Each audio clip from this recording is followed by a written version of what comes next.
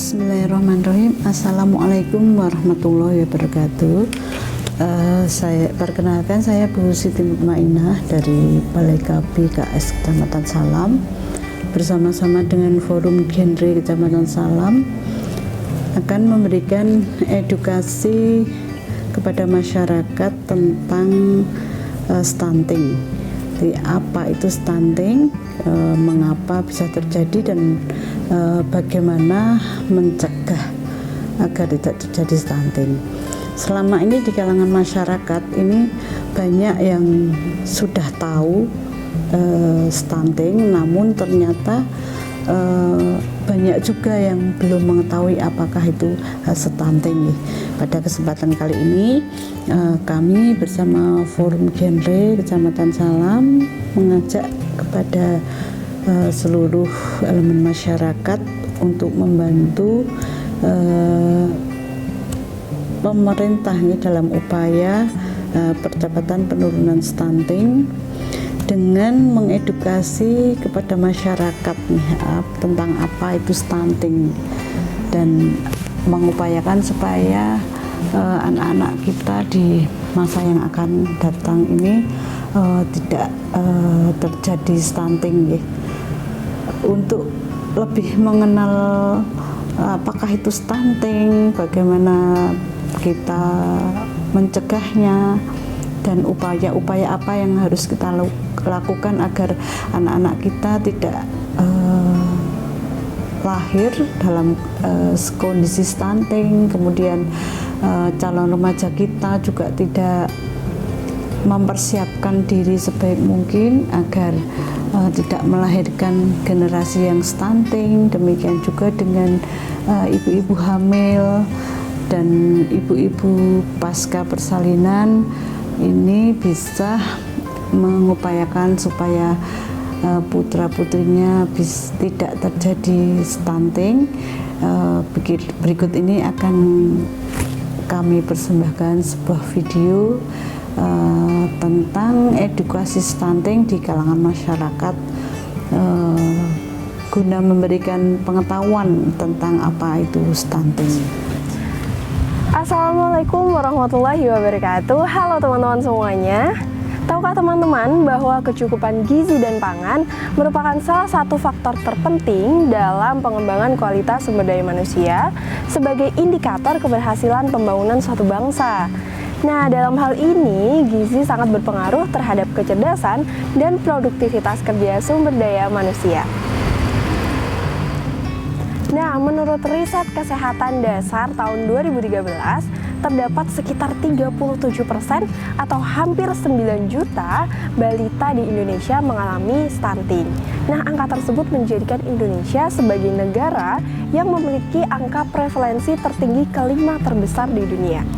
Nah, tapi apa sih sebetulnya stunting itu? Stunting sedikit aja Mbak. Apa ya?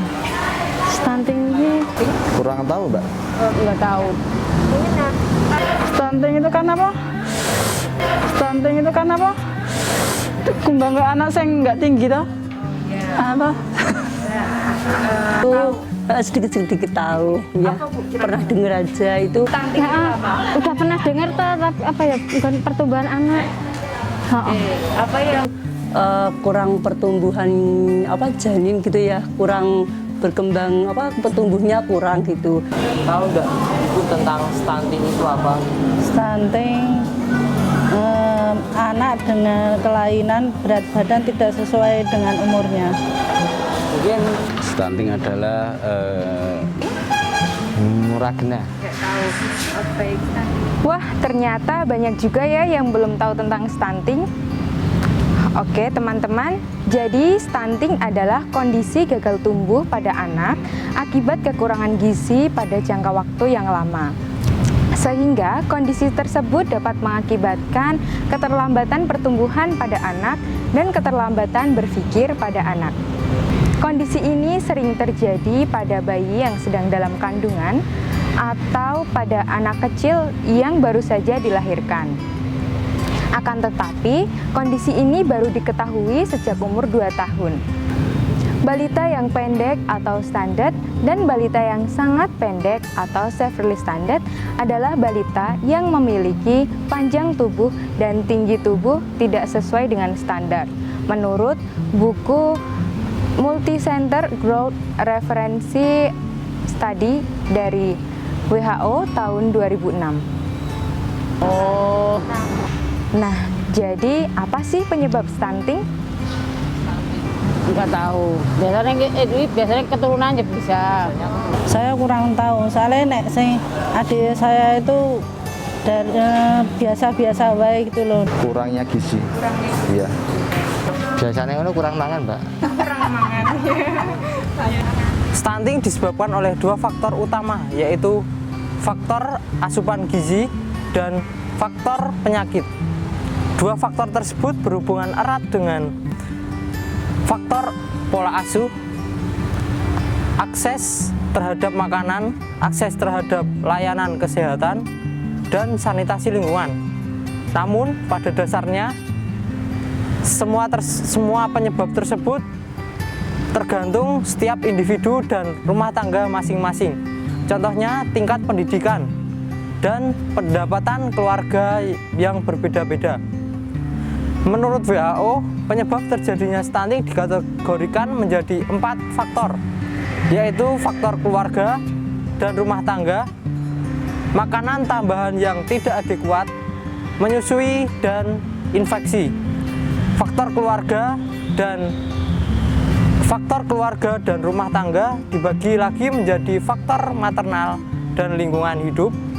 Faktor maternal berupa nutrisi yang kurang pada saat prekonsepsi, kehamilan berupa nutrisi yang kurang pada saat prekonsepsi, kehamilan dan laktosi, tinggi badan ibu yang rendah, infeksi kehamilan usia remaja, kesehatan mental, kehamilan preterm, jarak kehamilan yang pendek, dan hipertensi. Faktor lingkungan rumah tangga berupa stimulasi dan aktivitas anak yang tidak adekuat, perawatan yang kurang, sanitasi, dan pasokan air yang tidak adekuat, akses dan ketersediaan pangan yang kurang, alokasi makanan yang tidak sesuai, dan edukasi pengasuh yang rendah. Nah, setelah mengetahui penyebabnya, yuk kita cari tahu ciri-ciri anak stunting. Belum tahu.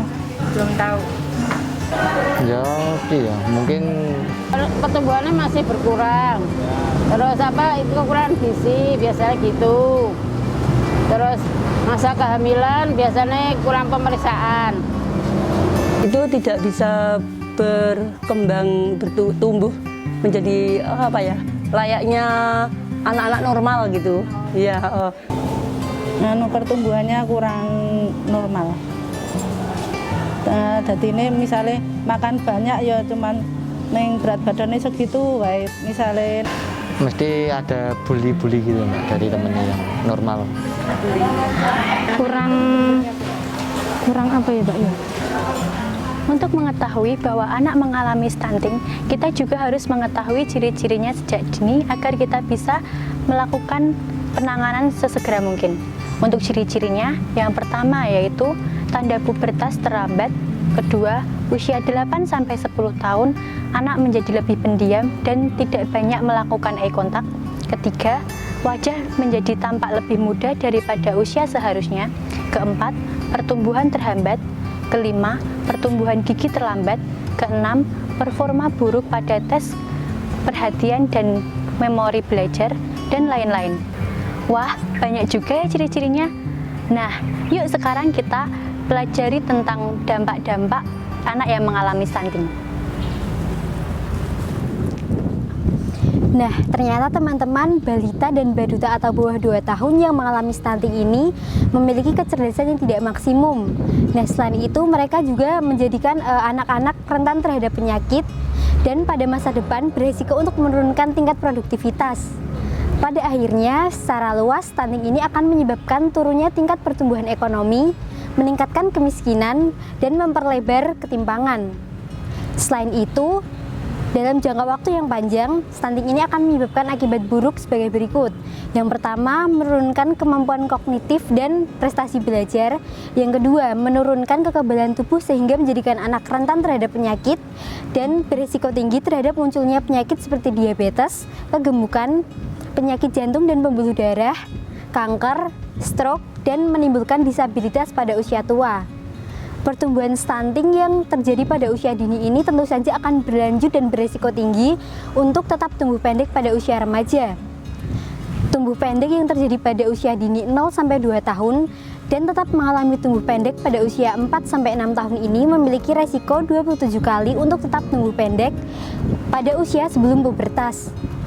Nah, sebaliknya jika mengalami tumbuh normal pada usia dini, maka anak-anak dapat mengalami growth faltering pada usia 4-6 tahun dan memiliki resiko 14 kali untuk tetap tumbuh pendek pada usia sebelum prapubertas. Maka dari itu, intervensi untuk mencegah pertumbuhan stunting ini sangat dibutuhkan, bahkan ketika sudah melampaui 1000 bph. Nah, setelah teman-teman mengetahui apa itu stunting, ciri-ciri stunting, penyebab stunting, dan dampak stunting, yuk sama-sama kita belajar bagaimana cara mencegah pertumbuhan stunting pada anak-anak. Apa ya Mbak ya? Nganune Mungkin dengan cara waktu dalam kandungan ya ibu harus rajin membawa ke periksa ke Pencegahannya itu kontrol ke dokter rutin. Iya. Tiap bulan rutin. Apa keluhannya biasa gitu ke dokter. dari kandungan sudah di kontrol terus gitu pertumbuhannya. Ya pastikan gini Mbak, diberikan gizi yang bagus, terus sama kalau semisal dari segi makanan itu ya yang lebih berkualitas Mbak. ASI selama 2 tahun, makanan bergizi, apa lagi? Ya, numpang ke susu. Terus membelikan makanan yang bergizi, kayak selondok,